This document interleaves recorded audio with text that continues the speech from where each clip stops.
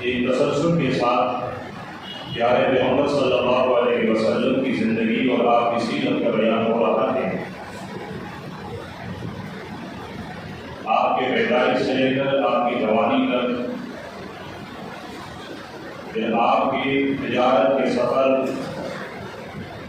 آپ کی شادی، آپ کے یہاں بچوں کی ولادت، اور پھر آپ صلی اللہ علیہ وسلم کی بعثت، اور بعثت کے بعد مکہ مکرمہ میں آپ کی 13 سال تقریباً بساط مطابق حج کر دی گئی ہیں۔ آپ صلی اللہ علیہ وسلم کی رسالت کی زندگی کا ایک حصہ مکہ مکرمہ میں گزرا ہے اور ایک حصہ مدینہ منورہ میں گزرا ہے۔ 13 سال مکہ میں گزارنے کے بعد آپ صلی اللہ علیہ وسلم نے ہجرت فرمائی اور آپ مدینہ منورہ تشریف لائے۔ پیارے پیغمبر نے ہجرت کیوں فرمائی؟ ہجرت کا سفر، ہجرت کا نتیجہ سفر، مدینہ منورہ پہنچنا اور مدینہ میں مسجد قباء، پھر مسجد جمعہ اور پھر مسجد نبوی کی آبادی، یہ تقریباً کچھ مہینہ ڈیڑھ پہلے تفصیل کے ساتھ درج ہو چکا ہے۔ اب پیارے پیغمبر نے ہجرت فرمائی اور مدینہ منورہ میں تشریف لائے۔ تو مدینہ کی زندگی میں ہجرت کے بعد جو آپ کا پہلا سال تھا، جس کو ہجرت کا پہلا سال یکم سن ہجری کہا جاتا ہے، اس میں آپ صلی اللہ علیہ وسلم نے سب سے پہلے اپنے چچا اور رضائی بھائی سید الشہداء حضرت امیر حمزہ رضی اللہ تعالی عنہ کی قیادت میں ایک لشکر روانہ فرمایا ہے۔ یہ بھی عرض کر چکا ہوں کہ جہاد کے لیے جس لشکر کی قیادت اللہ کے پیارے پیغمبر نے خود فرمائی اسے غزوہ کہا جاتا ہے،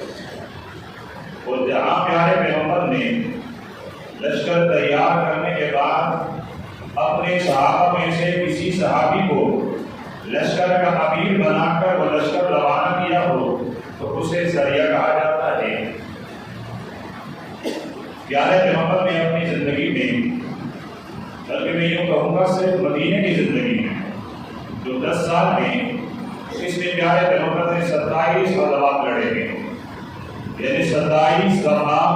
اللہ کے پیارے پیغمبر نے خود تلوار اٹھائی، مسلمانوں کی لشکر کی قیادت کی، میدان جہاد میں کودے، اور آپ کی تلوار مبارک بھی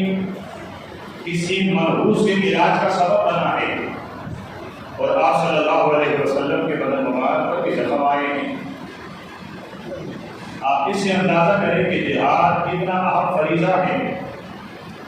کہ پیارے پیغمبر نے مدینے کے 10 سالوں میں بذات خود 27 جنگیں لڑی ہیں۔ اس لیے اللہ کے نبی نے ارشاد فرمایا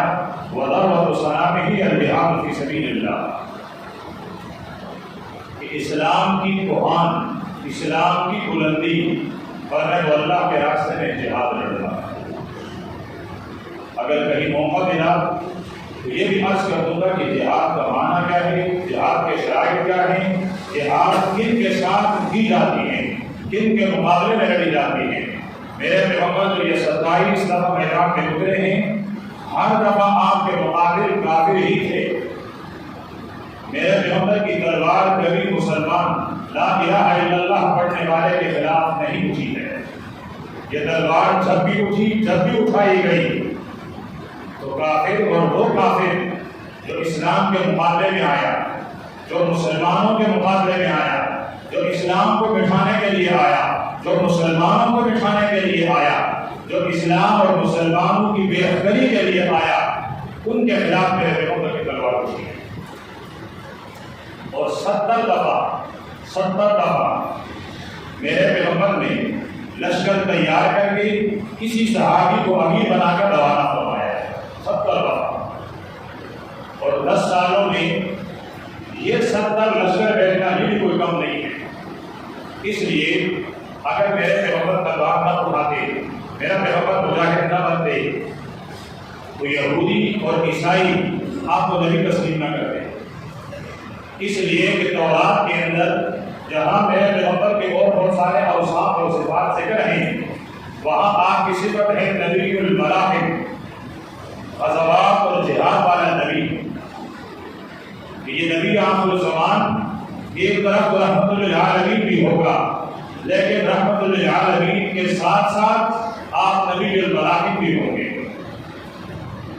آسان الفاظ میں آپ یوں سمجھیں، آپ بیمار ہوتے ہیں، ڈاکٹر کے پاس جاتے ہیں، ایک ڈاکٹر ہوتا ہے جنرل فزیشین، کہ وہ آپ کا علاج دوائی سے کرتا ہے، یہ نسخہ استعمال کریں، یہ فائدہ مند نہیں تو یہ استعمال کریں، یہ فائدہ مند نہیں تو یہ استعمال کریں۔ دوسرا ڈاکٹر ہوتا ہے سرجن، آپ ان کے پاس جائیں، وہ کہے گا آپ کے جسم کا یہ حصہ کٹے گا، اس کا آپریشن ہوگا تو یہ جگہ بھی صحیح ہو جائے گی اور اس کے ساتھ پورا بدن بھی صحیح ہوگا، یہ بدن میں شرائط نہیں کرے گا۔ تو وہ جو جنرل فزیشین ہے اس کا میدان الگ اور جو سرجن ہے اس کا میدان الگ۔ آپ جنرل سرجن کو کبھی یہ نہیں کہتے کہ جی فلاں ڈاکٹر کو آپریشن نہیں کرتا، آپ آپریشن کو کرتے ہیں، بلکہ اس کاٹنے والے کو جو آپ کا جسم بھی کاٹتا ہے یہ آپ سے پیسہ بھی لیتا ہے اور آپ خوشی سے ان کو پیسہ دے بھی دیتے ہو اور آپ اس ڈاکٹر کے حق میں دعا بھی دیتے ہو کہ ڈاکٹر صاحب نے آپریشن کیا، میرے بازو کو کاٹا، میرے جسم کے کسی حصے کو کاٹا، میں تندرست ہو گیا، اللہ پاک اس کو اجر عطا کر لیں۔ حالانکہ اس نے کوئی ایسا کام تو نہیں کیا، اس نے تو آپ کے بدن کے حصے کو کاٹا ہے۔ تو یہی مانا میرے پیغمبر نے 13 سال مکے کی زندگی میں دوائیاں کھلائی، جن کو صحت مند ہونا تھا وہ صحت مند ہو گئی۔ مدینے کی زندگی میں میرے پیغمبر انہوں نے جو اسلامی معاشرے کے لیے نازل بنتا جا رہا تھا ان کو کاٹ دیا،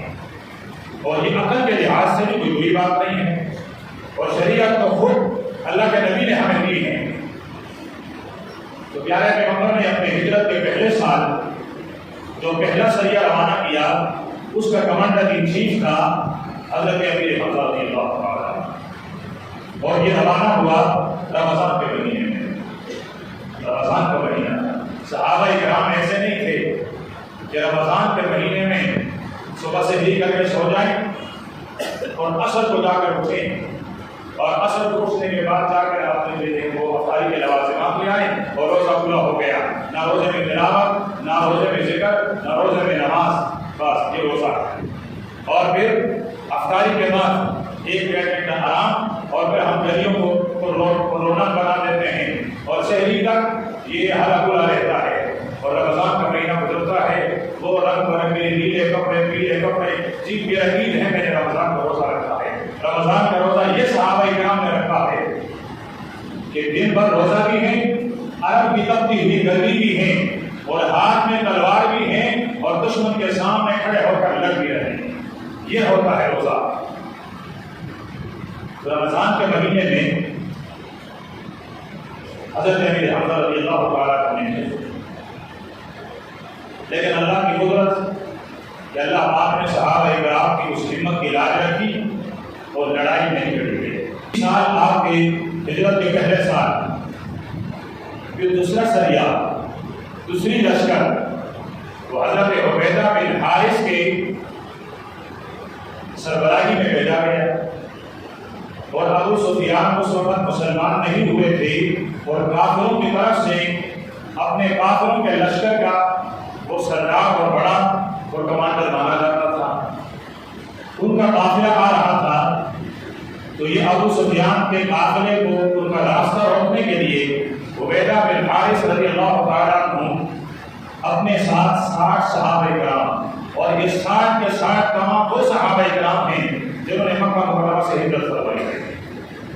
یہ 60 صحابہ مہاجرین یہ ان کے ساتھ تھے، اور انہوں نے ان پر حملہ کیا، لیکن وہ راستہ تبدیل کر کے دوسرے راستے سے مکہ پہنچ گئے، اور مکے والوں سے جا کر انہوں نے بتا دیا کہ پیارے پیغمبر نے دریا کے کنارے لشکر بٹھائی ہوئی تھی، لیکن ہم دوسرا راستہ اختیار کرتے ہوئے کہاں سے نکل آئے۔ اور اسی سریے میں اسی لشکر میں اسلام کا سب سے پہلا تیر چلایا گیا. اسلام کا سب سے پہلا تیر، اسلام کا تیر، اسلام آپ سمجھ رہے ہوں گے میرے اشارے کو. اسلام کا تیر، عصبیت کا تیر نہیں، ظلم کا تیر نہیں، زیادتی کا تیر نہیں، دھاکے اور کرپشن کا تیر نہیں. اسلام کا اسلام کی بلندی کے لیے جو سب سے پہلا تیر چلایا گیا تو وہ اسی غزوے میں، اسی سریے میں چلائی گئی. اور چلانے والے تھے پیارے پیغمبر کے صحابی حضرت سعد رضی اللہ تعالیٰ. یہ حضرت سعد رضی اللہ تعالیٰ نے پہلی تیر چلائی ہے. تو یہ پہلا سال ہے جس میں آپ صلی اللہ علیہ وسلم نے یہ بڑے بڑے کام انجام دیے. ورنہ اس سال میں اور بھی بہت سارے کام ہوئے لیکن وقت مسئلہ ہے. آپ کے ہجرت کی زندگی کے جو دوسری سال ہے، یعنی مدینہ منورہ میں آپ کا دوسرا سال، ان میں سب سے پہلا کام تحویل قبلے کا ہوا. آپ صلی اللہ علیہ وسلم مکہ میں بعثت سے پہلے اور بعثت کے بعد خانہ کعبے کے سائے میں کھڑے ہو کر خانہ کعبے کی طرف منہ کر کے نماز پڑھا کرتے تھے. اور یہاں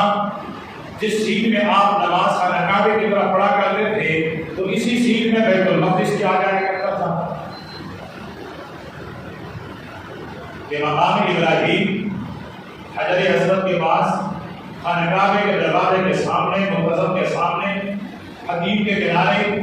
جہاں امام کھڑا ہوتا ہے، یہاں آپ صلی اللہ علیہ وسلم نماز پڑھا کرتے تھے. تو خانہ کعبہ بھی سامنے اور اسی طرح بیت المقدس بھی آپ کے سامنے. پھر جب آپ مدینہ منورہ میں تشریف لائے تو مدینے میں یہاں قبلہ بیت اللہ کے بجائے بیت المقدس تھا. اور بیت المقدس کئی ہزار انبیاء کے قبلہ رہا ہے، کئی ہزار انبیاء. پیارے پیغمبر صلی اللہ علیہ وسلم سفر معراج کے بارے میں فرماتے ہیں کہ میں جا رہا تھا تو میں نے دیکھا حضرت موسیٰ علیہ السلام کو ان کے قبر مبارک میں یصلی و نماز پڑھ رہے تھے. اللہ کے نبی فرماتے ہیں کہ میں یہ معراج والی رات میں جب بیت المقدس کے قریب پہنچا تو میں نے دیکھا کہ سیدنا موسیٰ علیہ السلام اپنے قبر میں نماز پڑھ رہے تھے. اور پھر فرمایا کہ عند کثیر المحبر، فرمایا حضرت موسیٰ علیہ السلام کی قبر مبارک وہ سرخ چھوٹی سی پہاڑی، وہ سرخ چھوٹا سا جو بلندی کا حصہ ہے اس کے نچلے والے حصے میں آپ کا قبر ہے. اور میں تم صحابہ اگر وہاں بیت المقدس میں ہوتے، فلسطین میں ہوتے تو میں تمہیں دکھا دیتا کہ حضرت موسیٰ علیہ السلام کا قبر یہ ہے. تو یہ کئی ہزار انبیاء کا مدفن بھی ہے، قبلہ بھی ہے اور مدفن بھی ہے. تو مدینے میں قبلہ آپ کا بیت المقدس رہا اور یہاں آپ صلی اللہ علیہ وسلم نے بنا اختلاف 16 مہینے بیت المقدس کی طرف نماز پڑھی ہے. یہاں آپ صلی اللہ علیہ وسلم نے 16 مہینے اور 14 دن، 15 دن، 16 دن، یا آپ 17 مہینے یہ آپ نے بیت المقدس کی طرف نماز پڑھی ہے. لیکن اتنی بات تو تمام مؤرخین نے لکھا ہے کہ 16 مہینے ہیں، کہ 16 مہینوں تک آپ صلی اللہ علیہ وسلم نے مدینہ منورہ میں بیت المقدس کی طرف نماز پڑھی ہے. لیکن بار بار آپ صلی اللہ علیہ وسلم آسمان کی طرف نگاہ اٹھایا کرتے تھے. دل کے اندر یہ تمنا تھی کب جبریل آ کر مجھے کہے گا رب کا حکم آیا ہے میرے حبیب آپ بیت المقدس کے بجائے پھر سے بیت اللہ کی طرف ہو کر کے نماز پڑھیے. یہ تمنا رہتی تھی. 16 مہینوں کے بعد پھر آخر وہ وقت آیا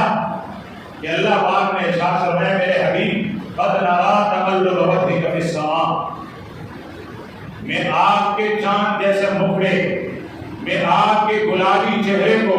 بار بار آسمان کی طرف اٹھ جانا،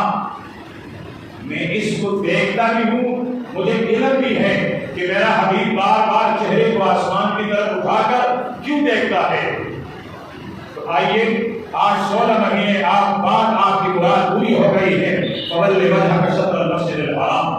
آج کے بعد آپ اپنا رخ مبارک بیت المقدس کے بجائے بیت اللہ کی طرف پھیر لیجیے.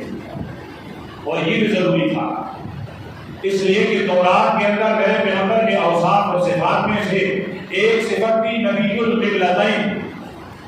کہ نبی آخر الزمان دونوں قبلوں کا نبی ہوگا، بیت اللہ کی طرف بھی منہ کر کے نماز پڑھے گا اور بیت المقدس کی طرف بھی۔ اگر میرے پیغمبر مکہ کی زندگی میں بھی بیت اللہ کی طرف منہ کر کے نماز پڑھتے، مدینے کی ساری زندگی میں بھی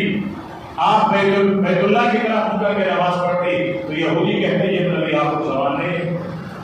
اس لیے کہ نبی آخر الزمان کی نشانی تو یہ ہے کہ وہ دونوں قبلوں کی طرف منہ کر کے نماز پڑھتا ہے، یہ تو ایک قبلے کی طرف منہ کر کے نماز پڑھ رہا ہے۔ اس نشانی کو سچا اور برحق ثابت کرنے کے لیے اللہ پاک نے جھنڈے کا تبدیل کر دیا۔ تو آپ صلی اللہ علیہ وسلم کا وہ مبارک چہرہ جس کو دیکھ کر میرا رب قبلے تبدیل کیا کرتا تھا، وہ اتنا بابرکت، اتنا نورانی چہرہ ہے، مجھے افسوس بھی ہوتا ہے اور تعجب بھی ہوتا ہے اپنے نوجوانوں پر جو اپنے چہروں کو میرے آقا کے چہرے جیسے نہیں بناتے اور ان کو اپنے چہرے میرے حبیب کے چہرے کی طرف بناتے ہوئے ان کو آر محسوس ہوتا ہے، شرم محسوس ہوتا ہے، اپنے کمتری کا احساس ہونے لگتا ہے۔ ذرا سوچو تو صحیح، یہ چہرہ کیسے چہرہ ہے کہ جو آسمان کی طرف اٹھا تو میرے رب نے اتنی چہرے کی لاج رکھی کہ جہاں میں نے میرا قبلہ تبدیل کر لیا۔ تو ہم اور آپ اگر اپنا چہرہ اپنے حبیب کے چہرے کی طرح بنائیں گے، رب کعبہ کی قسم قیامت کے دن میں حشر کے میدان میں رب صرف اتنا دیکھے گا کہ اس کی چہرے پر میرے حبیب کی سنت ہے، جا تجھے معاف کر دیا، بخش دیا، تو جنت کا وکیل بن جاتا۔ مسلمان ہیں تو میرے حبیب کی سنتوں سے کیوں بیزار ہے، کیوں آر محسوس ہوتا ہے؟ یہ تو میرے حبیب کا طریقہ ہے، اور ہم میں سے ہر انسان، مجھ جیسا گناہگار انسان، اس کی بھی تمنا یہ ہے کہ قیامت کے دن میں پیارے پیغمبر کے سب مبارک کو اٹھایا جاؤ، مجھے پیارے پیغمبر کی شفاعت ملے،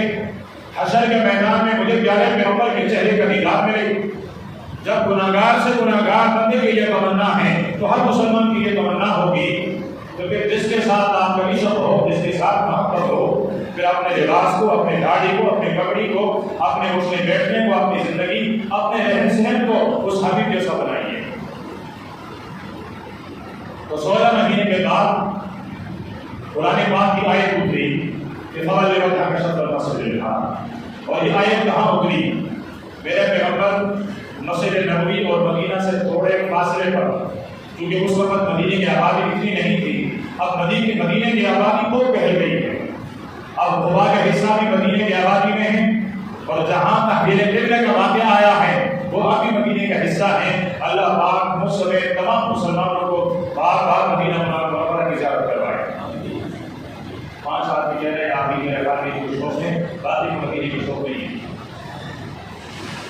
نہیں ہے نا، سب کو شوق نہیں جانا چاہتے ہو تو پھر آپ ہی کو ہو سکتا ہے کہ قبولیت بھی بڑی ہو اور اللہ پاک قبول کر لے اور یہاں سے اٹھتے ہی تمہیں مدینہ لے جائے۔ تو آپ صلی اللہ علیہ وسلم ذوالقبلتین کی آج جو مشہور مسجد ہے اس میں آپ نماز پڑھا رہے تھے، اور اس میں اختلاف ہے کہ یہ ظہر کی نماز تھی یا عصر کی نماز تھی۔ آپ صلی اللہ علیہ وسلم یہاں دعوت کے لیے تشریف لے گئے، یہاں جنازے کے لیے تشریف لے گئے، یہاں صلح کے لیے تشریف لے گئے، کسی بھی غرض سے اللہ کے پیارے پیغمبر وہاں تشریف لے گئے، اور ظہر کا وقت ہوا، آپ صلی اللہ علیہ وسلم نے وہ جو مقامی آبادی تھی، اس آبادی کی جو مجلس تھی، اس مجلس میں اللہ کے پیارے پیغمبر نے نماز پڑھایا، تو اللہ کے پیارے پیغمبر وہاں کھڑے ہیں جہاں دروازہ ہے،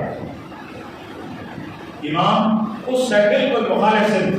یعنی جہاں ابھی مسجد کا سامنے دروازہ ہے، یہاں اللہ کے پیارے حبیب کھڑے ہیں، ان کے پیچھے صحابہ کرام کی صفیں ہیں، اور ان سب کا رخ مغرب کے بجائے مشرق کی طرف ہے۔ اس طرح ہم مغرب کی طرف پڑھتے ہیں، ہمارا بالکل مخالف سے وہ مشرق کا ہے، جبکہ وہاں مغرب اور مشرق نہیں ہے۔ تو اب آپ صلی اللہ علیہ وسلم اس طرف کھڑے ہیں، صحابہ کرام کی صفیں بنی ہیں، اور نماز آپ نے آدھی پڑھائی ہے، ابھی نماز پڑھائی ہے، یعنی 2 رکعتیں ہو گئی ہیں، اتنے میں جبریل نے آ کر کہا اللہ کا حکم آیا ہے کہ فَوَلِّ وَجْهَكَ شَطْرَ الْمَسْجِدِ الْحَرَامِ، آپ مسجد حرام کی طرف آپ کا رخ مبارک پھیر لیں۔ دیکھو رب کا حکم آیا، اب یہ بھی ہو سکتا تھا میرے پیغمبر اس نماز کو مکمل کرتے، نماز کے بعد صحابہ کرام سے ارشاد فرماتے یہ نماز تو ہم نے بیت المقدس کی طرف پڑھ لی، اگلی نماز اب ہم بیت اللہ کی طرف پڑھیں گے، ہو سکتا تھا یہ، لیکن میرے حبیب نے انتظار نہیں فرمایا۔ اسی نماز میں، نماز کے دوران میں پیارے پیغمبر بھی پلٹ گئے، صحابہ کرام بھی پلٹ گئے، اور آپ اس طرح تشریف لائے، صحابہ کرام بھی انہوں نے بھی اپنے رخ کو تبدیل کیا، اور اگلی نماز آپ نے بیت اللہ کی طرف ادا کر دی۔ جو گئے ہیں انہوں نے دیکھا ہوگا، جو نہیں گئے ہیں اللہ پاک ان کو بھی دکھائیں۔ مدینے کی محبت پیدا ہو گئی، اور مدینے کی محبت ایمان کا جز ہے، ایمان کا جز ہے۔ کبھی کبھی اس من میں ڈھونڈ کر دیکھا کریں کہ کیا میرے دل میں مدینے کی محبت ہے، اگر ہے تو خوش ہو جاؤ، ایمان موجود ہے۔ یہ بھی ایمان کی ایک حرارت اور ایمان کی ایک تپش ہوتی ہے جو اپنے نبی کے شہر کے ساتھ آپ کی محبت کو تازہ کرتا ہے۔ پھر صحابہ کرام کو کسی کو عصر کی نماز میں اطلاع ملی، کسی کو مغرب میں، کسی کو عشاء میں، جس کو ظہر کی نماز کی اطلاع ملی اس نے روایت کر لی میرے پیغمبر کو تحویل حکم ظہر کی نماز میں آیا۔ جن کو عصر میں اطلاع دی انہوں نے عصر کی روایت کی، جن کو مغرب انہوں نے مغرب لکھا، عشاء انہوں نے عشاء، کسی کو اگلے دن فجر کے نماز کی اطلاع ملی تو انہوں نے روایت کی کہ تحویل قبلہ فجر کی نماز میں ہے۔ یہ ہر صحابی نے اپنے اطلاع کے مطابق روایت کی ہے۔ یہ چھوٹی سی بات جو میں نے طلبا کے لیے کہہ دی، چھوٹے مسئلہ حل ہو گئے ہیں۔ تو آپ ہجری کا جو دوسرا سال تھا تو اس سال تحویل قبلہ کا حکم ہوا۔ اسی سال آپ صلی اللہ علیہ وسلم نے وہ صحابی حضرت عبداللہ ابن جحش اللہ پاک کو رہا رحمت نازل فرمائے، شیخ زکریا رحمۃ اللہ علیہ مقام پر باقی شیخ زکریا فضائل اعمال میں انہوں نے لکھی۔ بہت سارے لوگ آپ کو کہیں گے یہ حدیث صحیح ہے، وہ حدیث صحیح ہے، فلاں صحیح ہے، فلاں صحیح ہے، یہ خود ضعیف ہوتا ہے، یہ خود ضعیف ہوتا ہے، اس کے ایمان خود کمزور ہوتا ہے۔ تو یہ پھر جب نہ ماننے کے لیے آئے تو کبھی کہے گا قرآن پاک کی یہ آیت منسوخ ہے، نہ ماننے پر آئے تو پیغمبر کی یہ حدیث ضعیف ہے، اور یہ حدیث کا ضعیف میرا اور آپ کا نہیں، یہ علماء کا کام ہے، وہ جانتے ہیں۔ انہوں نے حضرت عبداللہ ابن جحش اور ایک دوسرے صحابی کا واقعہ لکھا ہے کہ پھر میں دعا کرتا ہوں، آپ میری دعا پر آمین کہیں، پھر آپ دعا مانگے اور میں آپ کی دعا پر آمین کہوں گا۔ یہ واقعہ آسان ہے، مجھے یاد نہیں لیکن بتاؤں گا کہ فضائل اعمال میں دے دو تاکہ اس معنی آپ فضائل اعمال کی مبارک کر دو۔ تو آپ صلی اللہ علیہ وسلم نے ایک لشکر صحابہ کرام کا حضرت عبداللہ ابن جحش رضی اللہ تعالیٰ عنہ کو امیر بنایا اور ایک کو بھیجا، اور یہ مقام نخلہ پر پہنچے۔ یہاں 12 آدمی ان کے ساتھ ان کی لڑائی ہو رہی ہے۔ تو یہ آج رات کو چاند نکل آئی تھی، یہ رجب کی پہلی تاریخ تھی، اور حضرت عبداللہ ابن جحش اور آپ کے ساتھی سمجھ رہے تھے کہ یہ ربیع ثانی کی آخری تاریخ ہے۔ یہاں ان کی لڑائی لڑی گئی، اور وہاں کا جو سردار تھا وہ اور کچھ لوگ قتل ہوئے، کچھ کو آپ نے فیل بھی کر لیا، اور ان سے ان کا اسلحہ بھی چھینا اور کچھ مال وغیرہ بھی ان سے لے لیا گیا۔ اس کو مالی غنیمت کہتے ہیں۔ جب لڑائی لڑی جائے اور دشمن سے آپ ان میں مال میں سے کچھ لے لیں تو یہ مال غنیمت کہلاتا ہے، یہ مال غنیمت۔ اور جو مال کوئی مسلمان کماتا ہے اس میں سب سے پاکیزہ اور بابرکت مال غنیمت کا ہے۔ میں نہیں کہہ رہا ہوں، تاجدار پیغمبر صلی اللہ علیہ وسلم کا مبارک ارشاد ہے کہ سب سے حلال، طیب اور پاکیزہ مال وہ ہے جو آپ کو مال غنیمت میں ملے۔ تو غنیمت کا مال ڈاکہ نہیں ہوتا، اور غنیمت حاصل کرنے والے ڈاکو نہیں ہوتے۔ یہاں بھی وقت نہیں ہے، میں سے اشارہ کرنی ہے، سمجھنے والے سمجھ جاتے ہیں۔ تو اسلام کا سب سے پہلا مال غنیمت یہ حضرت عبداللہ ابن جحش رضی اللہ تعالیٰ عنہ کے سرایہ سے حاصل ہوا، اور انہی صحابہ کرام میں تقسیم کر دیا گیا۔ اور اسی سال غزوہ بدر رمضان المبارک میں لڑا گیا۔ اب غزوہ احد کا پس منظر کیا تھا اور کون سے بڑے صحابہ کرام شہید ہوئے، اور صحابہ کرام بظاہر جس جنگ میں فاتح تھے اس فاتحانہ جنگ میں آخر صحابہ کرام کو اتنا بڑا نقصان کیوں کر ہوا، یہ انشاءاللہ آئندہ میں بیان کر دی جائے گی۔ میرا ارادہ یہ تھا کہ میں ان 10 سالوں کا خلاصہ آپ کی نشست میں ختم کر دوں، لیکن وہ ختم نہیں ہو سکا، تو انشاءاللہ یہ آپ صلی اللہ علیہ وسلم کی زندگی میں جو مدینہ منورہ کا دوسرا سال ہے اس کا آخری حصہ اور پھر باقی سال ان میں آپ صلی اللہ علیہ وسلم کی زندگی اور سیرت کیا رہی آئندہ میں بیان کر دی جائے گی۔ اللہ پاک مسلم ہر مسلمان کو پیارے پیغمبر کی سیرت سمجھنے اور اس پر عمل کرنے کی توفیق عطا فرمائے۔